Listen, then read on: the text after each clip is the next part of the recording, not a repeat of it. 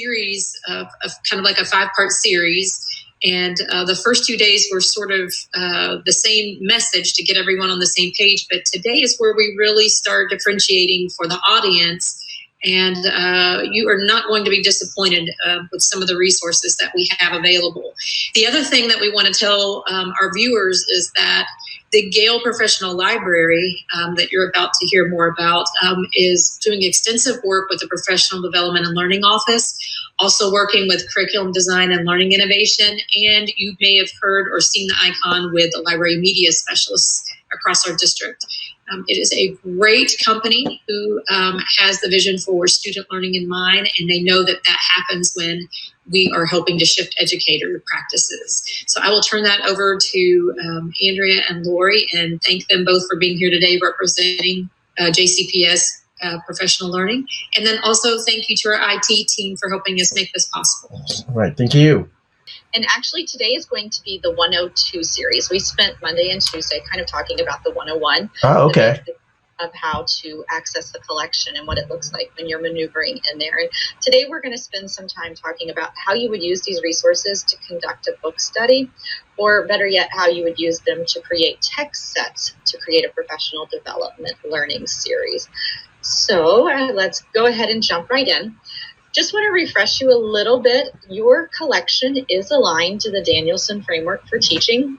You have a wonderful collection of books, and this screenshot here on the right is what it will look like when you do access the collection. There are multiple entry points for this.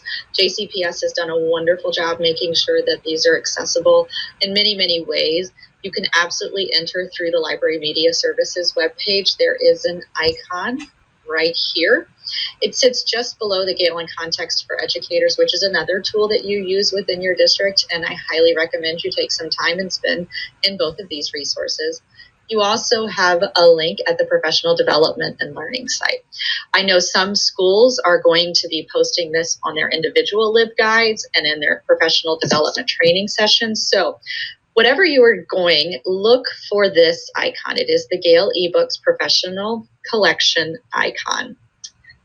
When you click on that icon, you'll be directed to this page. Here on the left, it does ask you to sign in. Your password is simplified. It is JCPSPD.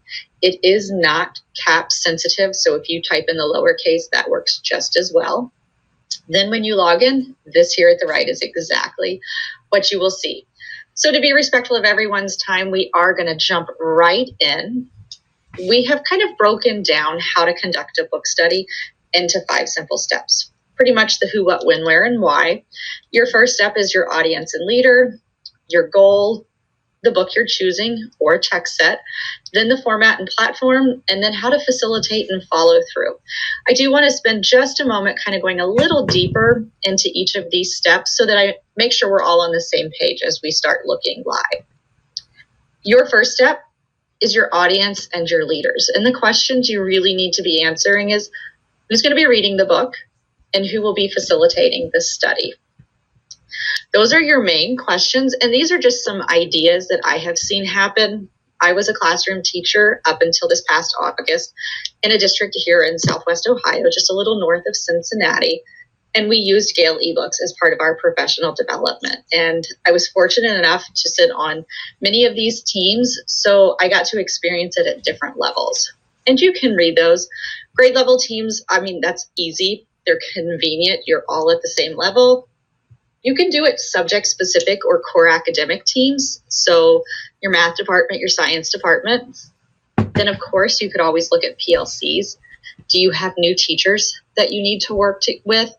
Do you have a diversity and equity team that could work together? I was a gifted teacher, so I had to throw in the gifted.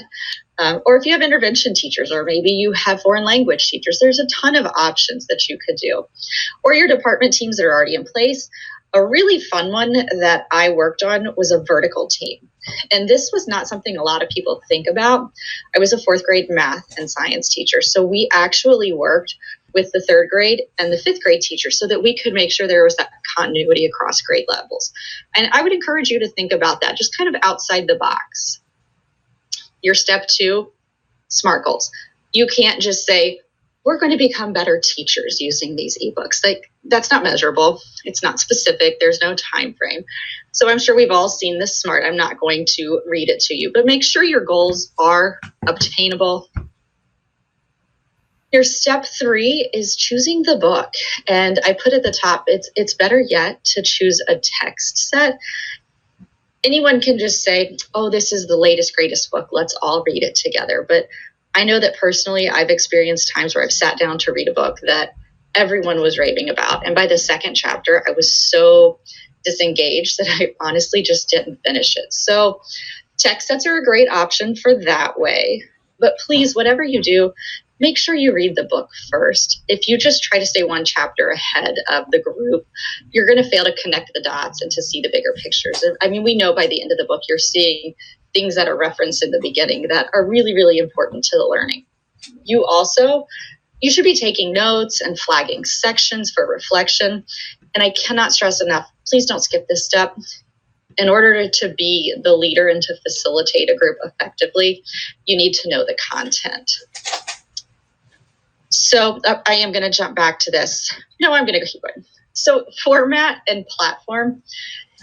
Traditional book studies are kind of tired, shall we say, because you're given a book, you're told to read it, you're told to reflect, and it's just not something that's very engaging.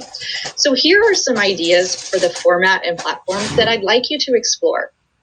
You could absolutely do a jigsaw, and that's going to be where everybody's responsible for one chapter, and then you come back and you reflect on it. You could do literacy circles, where as a group, you develop and discuss the questions collectively. Key concepts is quite simply, you share out the themes that speak to you. When we all read a piece of content, different things might connect with us because we all have different life experiences. So being able to share those key concepts or how you're applying them in your classroom, it's a great way. The application of ideas is really sort of the implementation.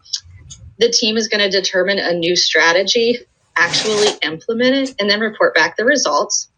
Of course, independent reading, which is that tried and true method. Written summaries. So everyone would need to reflect with an artifact in some way, whether it's a Google form or a Google Doc. You also have oral summaries. Personally, I'm a person that likes conversation. So this is a great way for me to interact. Or roaming notes. And this is really a cool way. If you are in a Google Doc, and I'll show you how you can share out any chapter to the Google platform, everybody can highlight a section and take a note. And then as others are reading it, they can see your thoughts on those concepts. It's really powerful to do that. The platforms from which you could operate, obviously the Gale tools, they're the easiest, they're the most accessible, they're right there with the book. Google Classroom integration, we talked about that yesterday. It's so easy to just push content out that way. Then you can get on some out-of-the-box thinking. Facebook groups. Create a public or a private group and share your information that way. I love the idea of using Twitter. I'm on there quite a bit. And if you create a unique hashtag, then you can kind of start that movement and others could start following that hashtag. Of course, you have Google Sites where you can post chapters and you can put your reflections there. Padlet, I must admit, I'm not well versed in this platform. I really want to learn more about it because it intrigues me. And if you haven't, go check it out. It's almost kind of in my version, like a digital bulletin board where you can post pictures or links or videos, but it's really sort of artistic. And yeah, I've enjoyed it. Just to echo, yeah, Padlet would be a great place to do, that book, that conversation around the book, chapter or whatever, because yeah, it's just like a digital bulletin board. You post your thoughts, you post an image to go along with it. Everybody's got their own little voice, and they're all collaborating in one space. Padlet would be great. Also, Jamboard, something that we've been talking about recently. Jamboard would be a good spot for this as well. Now, I'm not familiar with that. Is it similar to Padlet? It's just an interactive, shareable whiteboard that you can invite people to edit. You're right. Actually, I was reading a blog this morning that had a link to that, and it is on my list of things to explore today.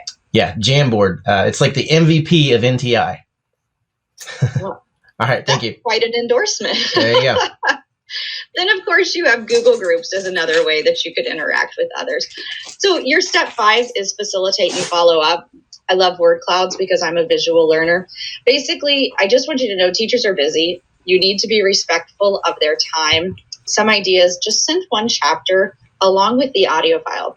Those of you that joined us earlier in the week, you know that all Gale eBooks can be downloaded as an MP3. So send that audio file. It just saves your teachers that step. Really might encourage them to actually keep up with their reading or listening. Send reminders and due dates for your teachers as well. And then you have to make it fun. Like you can offer door prizes when we are able to get back together. You could offer food or candy. Every teacher loves when there's candy or cookies at a meeting. But then recognize contributions on social media. People like to be bragged about. It's nice to be recognized, so do that. Tag your administrators and let them know the wonderful connections that the teachers are making so that the administrators can recognize those people. And then really the ultimate goal is always to build rapport and that collective efficacy that you're working towards, since we all have a common goal. So jumping back to text sets, when we were at step 2, which what is your goal?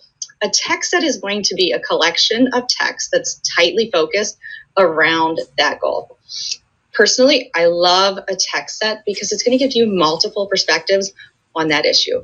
Some are going to be very analytical, research-based, but others might be more commentary. And as you're reading it, it's almost like you're having a conversation with a fellow colleague. And it gives learners the different abilities and styles, so everybody has a way into it. Like I said, if you sit down and you start a book and you really don't connect to it, it's going to be difficult and time-consuming and laborious for you to have to finish it. But knowing you only have one chapter from this author and next week you're going to have a whole different author, it's just a much better environment. And text sets really lend themselves to inquiry-based investigation. Like even using text set in the classroom and not just for professional development, I encourage you to look at that.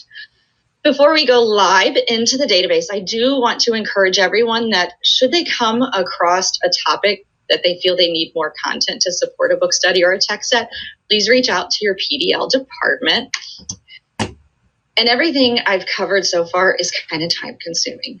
I know that. Looking ahead to starting a book study, it does require some pre-work. So these are ideas that you could implement today.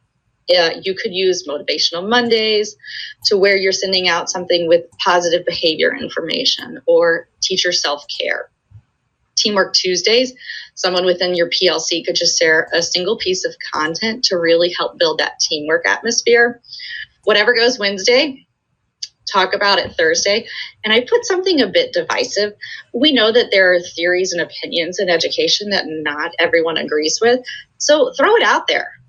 Let people discuss it. I mean, you don't grow and develop without having that little bit of cognitive resistance. So play with that. And then Just for Me Friday, we do have titles about mindful teachers and meditation. So if you needed to send something out at the end of the week, like, hey, we got this, just a few more hours, that's a great way to do it. But ultimately, we are working toward that collective efficacy. So without further ado, I am going to jump into the eBooks Live. I'm choosing to access these through the LibGuides just because I've worked very closely with the Library Media Services, and this is one of the sites that I'm on constantly. With a little bit of scroll, you will see here the Gale eBooks Professional Collection. When I click in, I have not been in it today, so it is going to prompt me for my password, JCPSED. Here's my landing page. Those of you that have joined us earlier in the week, this should absolutely look familiar. Just to remind you, you can browse collections here along the left through the domains and dimensions. You can window shop, as I call it, by toggling left and right here. Or you can jump right into the search. And that's where I was going to start today. Let's say classroom management. And it does give me suggestions. So just that simple. This is technically a text set. I have a topic, classroom management. I've done a search, and Gale eBooks has returned 202 results to my topic. A few things to point out here. That's too much information. We know that's too much information, and it's really a broad topic with the goals in mind, making sure it's specific and measurable. I would suggest using the Topic Finder tool. We videoed this earlier in the week, but what the Topic Finder does, it gives me that visual representation. So when I talk about classroom management, where do I want to look at that? Educational standards, teaching methods, language, reading. I like to jump into language. That just intrigued me. So classroom techniques for conversations, maybe. Right now I'm down to 24 results that align to classroom management and conversation. But if I want to narrow it even further, doing that takes it down to 9. Hopefully you all remember that it is extremely important that you preview this content. So I am just going to go ahead and open several of these in a different window and walk you through the process of how I would do this. So this first one, getting started with academic conversation, 18 pages. That's a lot of information as I'm starting out my book study or text set, but I would need to read it. If I'm not feeling up to reading it, always have the option to listen to it. So even as you're starting to facilitate or lead a book study, take advantage of the tools that Gale has given you. I also want to remind you of the Translate tool. I'm a huge proponent of taking full advantage of a product that you've paid for. And I was thinking, how could we use the Translate tool in professional development? And I started thinking about the foreign language teachers. I know at high schools they're teaching foreign language, but how much are they reading it themselves? Typically you have like Spanish 1, 2, 3, and 4. But could you, as a foreign language teacher, translate this professional development document into your foreign language and actually read and comprehend it? It's a great way to kind of sharpen those skills. Like I said, I taught 4th grade math and I took calculus all the way through college, but I'm not sure I could do those calculus concepts now. So being able to refresh those skills that you are sharing with students, just an idea. Your font size is here, should you need to increase it or decrease it. Taking care of that. For the sake of time, we are going to pretend that I have read this and that I loved it and I connected with it. And I found this paragraph to be especially impactful. Using the ability to just select some text, I'm going to highlight it in yellow, and then I'm going to take a note. Maybe my note says, think about this on your difficult days, or please read and respond in a Google Doc as to how you could see this working in your classroom. You could also ask questions about, how does our district address this issue currently, and what should we do to improve upon that? I am going to go ahead and just throw in a few characters. And then as I save it, my notes are populated here at the top. So at this point, I have several choices depending upon what format and platform I decided I want to use. I can put this in a Google Classroom just by clicking on the icon. All I would need to do is select my class, select my action. If you're needing an artifact to prove that the work was done, create it as an assignment. And then when you hit go, you can title it, you can give your instructions. Here's the link. So your teachers are not going to have to go back into the virtual library to actually find the link. It is going to provide it for them. Then you can decide who you're sending it to. You don't have to give it a point value, but you could give it a due date and then just simply assign it. It's that simple.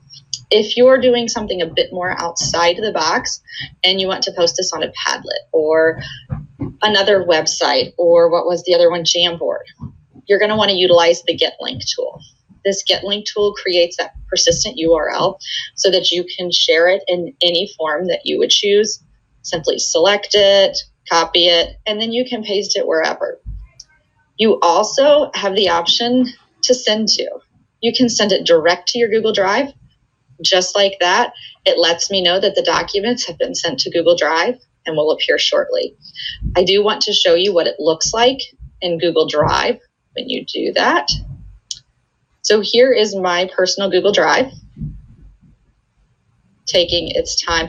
Oh, okay, so my middle child, he's an 8th grader. And since he doesn't get to do all of the fun 8th grade things, we had to go back and find pictures of him through the years. And so that was my 8th grader when he was just a wee little thing. It melts my heart sometimes. But here's what I'm looking for, this Gale eBooks folder. When I click into that, right here is my document. I can open it. This is the entire text. And as I scroll down, you will see the highlights and the notes that I have taken. So when you're sharing it to Google Drive, it is that simple. Also, within the Google Drive, you'll be able to see that I have already started some text sets for later in the week where we have the other, here's the one for new teachers. Here's more information on text sets. It's very, very simple for you to add and move things within Google. So jumping back, finding another piece of content that I would like to look at. Maybe I want to stick with classroom management, but I want to kind of verge a little bit off of classroom techniques and look at language instruction and learning. Again, come in, find the content that you like, make sure that you're reading it, and then annotating with it. If this article, it's 14 pages, again, that can be a bit overwhelming as you are starting this process. So if you want to just select maybe this much of the chapter, you can, again, highlight it, add your notes. I'm terrible at talking and typing, please forgive me. Save that. And once it's populated here at the top, I can click just view highlights and notes. And now I can send this. It is just this first paragraph from the article of Agency and Becoming Strategic.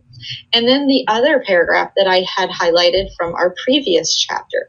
And now I'm able to send this modified text set out to my teachers in whichever way I choose to do it. Again, if I want to send to, if I want to download, if I want to get link, all of those options are available.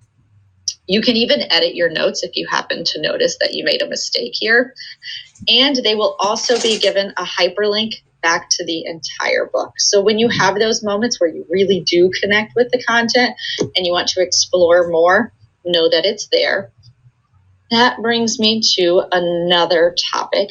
As you are reading, know that here on the right, there are always suggestions of more like this. These are hyperlinks to other chapters that are already in your collection. This is not going to hyperlink you out to something to purchase.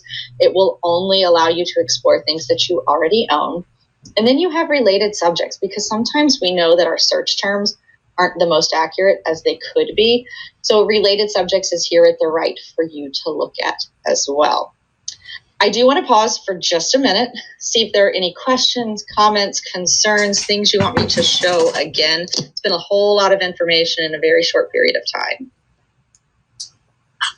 Lori, I had a question for you. Sure. There was a point where you were actually highlighting, making notes, and then you took it and assigned it through the Google Classroom. Yes. Do you mind to just walk through that briefly again of how you assign that to the Google Classroom? Absolutely. So if I'm going to just sign it blankly without having any sort of interaction with the document, as soon as you get to your landing page, you could click on the Google Classroom icon. I personally like to interact with the document so that the people who are participating with me know that I have read this, and I could take notes that say things along the line of, how do you implement this in your classroom? Or how could we implement this? Or please reflect upon this, or what problems might arise while implementing this. And after I hit save, make sure that my notes and highlights have populated here at the top. And then it's just simply clicking on the Google Classroom icon. That is a persistent toolbar, so you will always have this wherever you are at in the Gale eBook platform. And you select your class. I only have the Gale demo class available to me. But you can create a class for multiple people. You could create it for several different book studies. After you select your class, it's just going to prompt you along. Choose your action. Are you going to create an assignment? Maybe you want to ask a question as it pertains to this reading, make an announcement, create a material. So, Lori, I see multiple features here. Although we're approaching our session today and looking at how we can assist with professional learning among teams or schools or departments, I also see that this feature could be very helpful in looking at classroom assignments with students as well. Absolutely. Yes.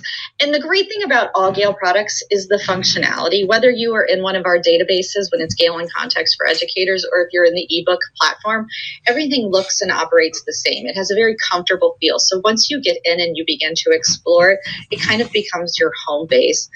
Your teachers know how to use this. Many of your students also know how to use this. So I would suggest just jump in and play. The tools are all intuitive. I am going to close that. Just kind of explore when I'm in a document. If I want to see the table of contents, I'm able to. And that way I can jump around in the textbook. The book view does exactly what it sounds like it would do. It allows me to read this information, and I can change to the 2-page format as a book. So if you are a person who likes that traditional feel of a book, by all means, you can interact with it in the book view. Citation tool does that. If you need the artifact to show that you have completed some professional learning and you need to cite the material, the citation tool does it. You can download and print. I was thinking about this download button. Here in Cincinnati, we're expecting severe storms this afternoon, and internet is sometimes spotty. So if you have work to do, download this. Put it in your Google Drive and work offline. That's a great equity piece, even for your students as you're in any of the Gale products. If they don't have home internet access, allow them to download the content, and then they can work off of it at home, and they still have everything they need to be successful. That's a great point, Lori. And one last question before we wrap up is, there was something in the chat box asking about the audio feature. Absolutely. So actually, I'll open up one of these. This is already here.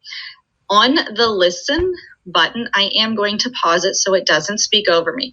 When you are in the listen, you have the volume control. You have the settings, and I can kind of show you what that looks like.